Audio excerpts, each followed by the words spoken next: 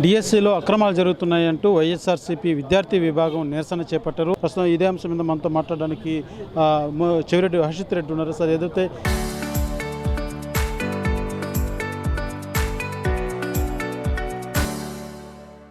ఈ యొక్క డిఎస్సి మీద ఏంటి ప్రధానంగా మీ నిరసన దేనికోసం చేపట్టారు? ఏదైతే ఈ కూటమి ప్రభుత్వం ఈ మధ్య చేసినటువంటి డిఎస్సి విధానాల్లో అవకతవకలపై ఈ రోజున జరిగినటువంటి విధానానిపై మేము వైఎస్ఆర్సీపీ ఈ రోజున నిరసన వ్యక్తం చేస్తున్నాం. ఎందుకంటే ఏదైతే కొన్ని లక్షలాది మంది, సుమారు 3 లక్షల మంది ఉద్యోగాలకి రాస్తే ఈ రోజున డిఎస్సికి దాంట్లో ఎన్ని అవకతవకలు జరిగినాయో మనంతా గమనించవచ్చు. ఎక్కడక్కడ కోటాస్ రిలీజ్ చేయకుండా, ఎక్కడ ఎస్సీ ఎస్టీ బీసీకి సంబంధించినటువంటి మార్కులను కానీ, కట్ ఆఫ్ మార్కులను కానీ ఈ రోజున డిస్ట్రిక్ట్ సెలక్షన్స్లో, ఈ రోజున స్టాఫ్ సెలక్షన్లో పూర్తిగా కూడా అవకతవకలు జరిగాయి. ఖచ్చితంగా దానిపైన ఒక సమగ్ర విచారణ సిబిఐతో జరపాలి. ఖచ్చితంగా ఎవరైతే ఈ అక్రమాలకు పాల్పడినారో వాళ్ళందరిపైన వెంటనే చర్యలు తీసుకొని వాళ్ళందరినీ కూడా ఈ రోజున చట్టం ముందు నిలబెట్టాలనేది ఈ రోజున వైఎస్ఆర్సీపీ దృఢమైన సంకల్పంతో ఈ రోజున చేస్తుంది. ఎందుకంటే ఈ రోజున ఓపెన్ మార్కెట్లో ఉన్నట్టు ఈ రోజున డిఎస్సి పోస్టులను ఈ రోజున ప్రభుత్వం అమ్ముకునే పరిస్థితికి వచ్చింది. సుమారు 15 లక్షల నుంచి 20 లక్షల వరకు ఈ రోజున పోస్టులకి నియామకాలు చేసే పరిస్థితుల్లో ఈ రోజున అమ్మే పరిస్థితికి వచ్చినారు. ఖచ్చితంగా వీటిపై విచారణ జరపాలి.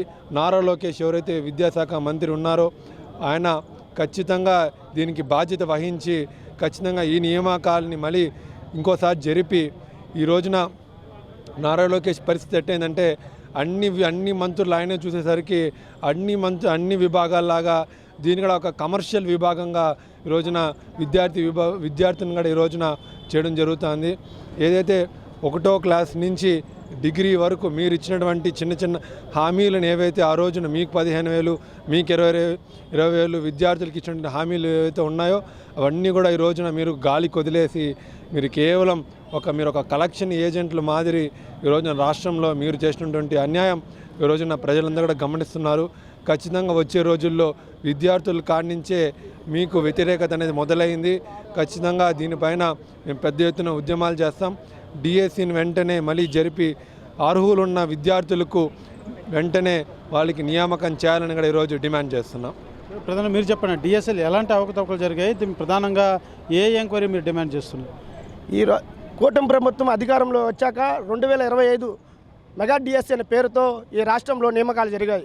ఆ నియామకాలు చూస్తే మొత్తం కూడా దగా నియామకాలు. ఎందుకంటే కూటమి ప్రభుత్వంలో ఎవరైతే వాళ్ళకి సానుకూలంగా ఉన్నారో వాళ్ళందరికీ కూడా ఆ యొక్క పోస్టులను భర్తీ చేయడం జరిగింది.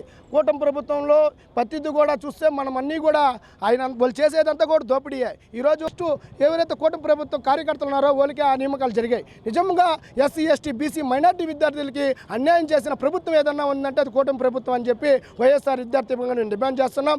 ఏదైతే నియామకాలు జరిగాయో అన్నిటిపైన కూడా సిబిఐ ఎంక్వైరీ వేసి ఎస్సీ ఎస్టీ బీసీ మైనార్టీ రిజర్వేషన్లు ఏమైనాయి, దానికి సంబంధించి ఎంతమందికి ఇచ్చారు, అన్నీ ఎత్తుకుంటే మెరిట్ లిస్ట్ ఏమైందని చెప్పి ప్రతి ఒక్క విద్యార్థి అడుగుతున్నాడు. దానికి ఇంతవరకు కూడా నారా లోకేష్ గారు సమాధానం చెప్పడం లేదు. మేము ఒకటే చెప్తున్నాం, మెరిట్ లిస్ట్ బయట పెట్టండి, ఎస్సీ ఎస్టీ బీసీ మైనార్టీ కోటాన్ని బయట పెట్టండి.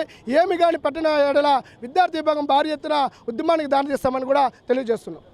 ఇదైతే ప్రధానంగా డిఎస్సి సంబంధించి జరిగినటువంటి అవకతవకల మీద పూర్తి స్థాయిలో సిబిఐ ఎంక్వైరీ చేపట్టాలి. ఎందుకంటే ఎస్సీ ఎస్టీ బీసీలు మైనార్టీ సంబంధించినటువంటి విద్యార్థులందరికీ కూడా అన్యాయం జరిగింది కాబట్టి రాష్ట్ర ప్రభుత్వం ఖచ్చితంగా ఈ డిఎస్సి మీద ఎంక్వైరీ చేయాల్సినటువంటి అవసరం ఉందంటూ కూడా వైఎస్ఆర్సీపీ విద్యార్థి విభాగం నాయకులంతా కూడా నిరసన వ్యక్తం చేస్తూ డిమాండ్ చేస్తున్నటువంటి పరిస్థితి.